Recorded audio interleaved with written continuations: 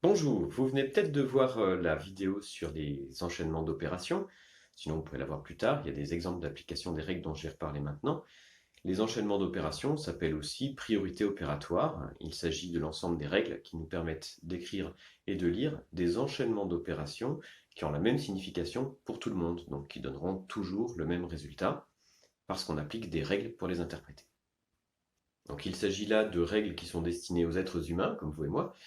Les règles pour les machines ne sont pas exactement les mêmes. Alors pendant un temps, dans les calculatrices électroniques, on n'avait pas réussi à intégrer les priorités opératoires. Donc les calculatrices électroniques ne faisaient pas les calculs exactement de la même manière que nous. Aujourd'hui, elles les font de la même manière que nous, elles respectent les priorités opératoires. Et la plupart des logiciels le font aussi, mais avec des petites subtilités. Donc il faut bien aller voir les modes d'emploi des logiciels qu'on utilise pour faire des calculs. En mathématiques, ce qu'on appelle expression numérique, c'est un long enchaînement d'opérations.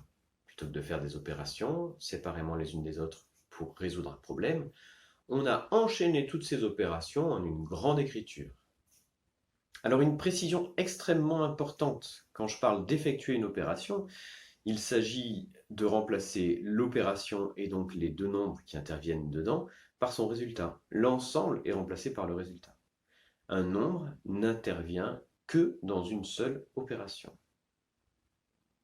Dans certaines expressions, il y a des parenthèses. Ces parenthèses servent à délimiter des expressions qui doivent être effectuées en premier. Donc, si dans une expression numérique, il y a des parenthèses, il faut aller lire ce qui est dans ces parenthèses en premier et l'analyser en servant toutes les règles. Et si dans cette expression numérique, il y a à nouveau des parenthèses, elle délimite une autre expression qu'il faut analyser en premier pour effectuer les opérations dans le bon ordre. Comme vous le savez sans doute déjà, les barres de fraction représentent en fait des divisions. Alors ce sont des divisions qu'on n'a pas forcément envie d'effectuer, donc on a remplacé par ce long trait. Et bien au-dessus ou en dessous des barres de fraction, il peut y avoir des expressions.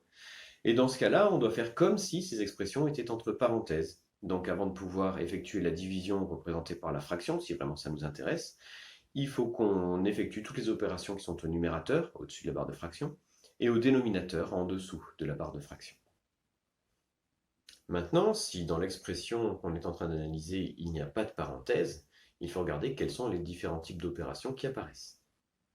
S'il y a des multiplications ou divisions mélangées avec des additions ou soustractions, on devra effectuer les opérations du premier groupe avant. On devra commencer par les multiplications et les divisions. Alors attention, cette règle ne précise pas dans quel ordre on doit effectuer les multiplications et divisions. Elle dit simplement que si dans une expression il y a des opérations des deux familles, multiplication-division d'une part, addition-soustraction d'autre part, qui sont mélangées, on doit effectuer les multiplications-divisions en premier, et seulement après on pourra s'occuper des additions-soustractions.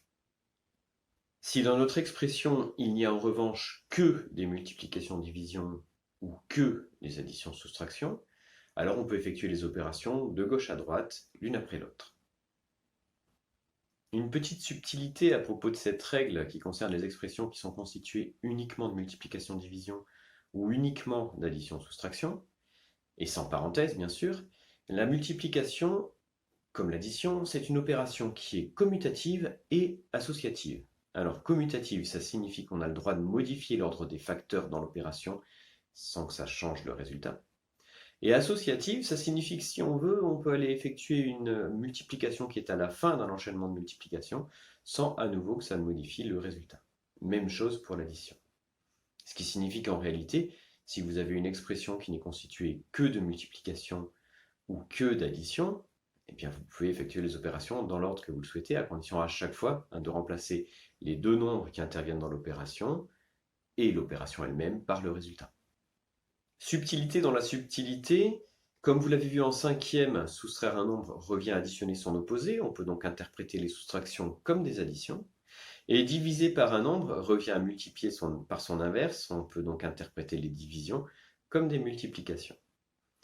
Ce qui signifie que dans une expression où il n'y a que des additions-soustractions, vous pouvez en fait modifier l'ordre des opérations à condition de prendre des petites précautions. Quand vous déplacez un nombre, vous devez le déplacer avec le signe qui le précède. Et de cette manière, vous ne modifierez pas le résultat final de l'opération. J'allais oublier, les exposants sont encore plus prioritaires que les multiplications-divisions, ils sont même plus prioritaires que les changements de signe. Ils sont moins prioritaires que les parenthèses en revanche. Mais donc si vous avez un exposant au-dessus d'un nombre, commencez par calculer cette puissance et ensuite vous pourrez passer aux autres opérations. Voilà, je pense qu'on a fait le tour. Donc le plus important, c'est de bien comprendre qu'une expression, ça ne se lit pas de gauche à droite. Ça se lit en utilisant les 5 règles que je vous ai rappelées. Donc la première, c'est que s'il y a des parenthèses, on effectue d'abord les calculs qui sont entre parenthèses. La deuxième, c'est que si dans les parenthèses, il y a des parenthèses, on répète la première règle, on effectue d'abord les calculs situés dans les parenthèses les plus intérieures. La troisième, c'est que s'il n'y a pas de parenthèses, mais qu'il y a des multiplications-divisions mélangées avec des additions-soustractions, on effectue d'abord les multiplications-divisions, on effectuera ensuite les additions-soustractions. La quatrième, s'il y a uniquement des multiplications-divisions ou uniquement des additions-soustractions en l'absence de parenthèses, on effectue les calculs de gauche à droite. Enfin, la dernière, s'il y a des calculs situés sur ou sous une barre de fraction, on doit faire comme s'ils étaient entre parenthèses. Voilà, et donc toutes les règles s'utilisent en même temps. Bon courage, allez voir des exemples et puis entraînez-vous.